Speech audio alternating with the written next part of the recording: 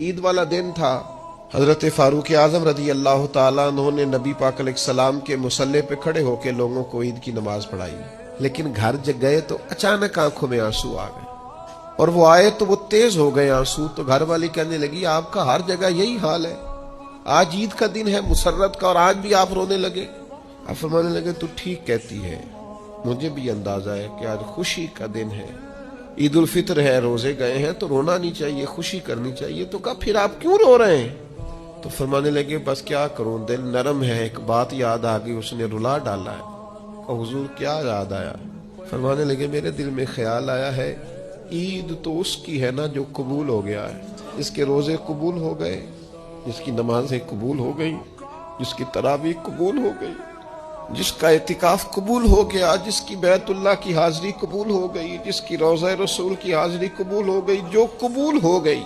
عید تو اس کی ہے، لیکن جس نے سارا کچھ کیا ہے پر قبول نہیں ہوا،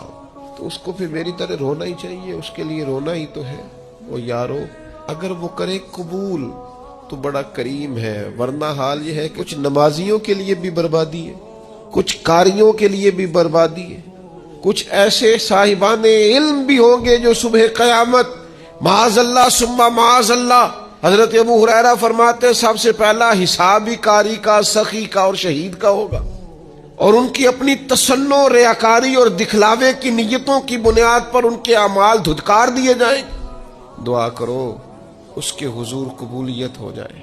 اگر تو وہ کر لے قبول ہو جائے مہربانی، تو حضرت صدیق اکبر جا کے حضرت بلال حبشی کو خریدنے کے لیے کھڑے، کہتے ہیں میرا گورے رنگ والا غلام رکھ لے، یہ کالا حبشی غلام مجھے دے دے۔ حضرت بلال جس کے غلام تھے وہ کہنے لگا اگر میں ساتھ پیسے بھی مانگوں تو کہا جتنے تو کہے، پیسے بھی دوں گا، پڑھا لکھا خوبصورت غلام بھی دوں گا، پر یہ حبشی نسل سیدنا بلال مجھے دے دے۔ تو وہ شخص کہنے لگا ابو بکر سیاڑے تاجر ہو،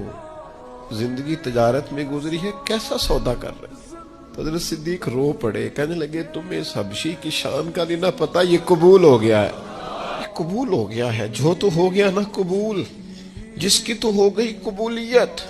جس پر تو ہو گیا فضل، وہ تو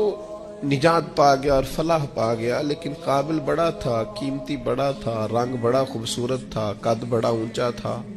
اور باتیں بڑی آتی تھی، پر قبولیت نصیب اگر وہ مہربانی کرے، اگر وہ رحمت کرے، اگر وہ عطا کرے اور وہ کہہ دے کہ تو قبول ہے، تو پھر تو بات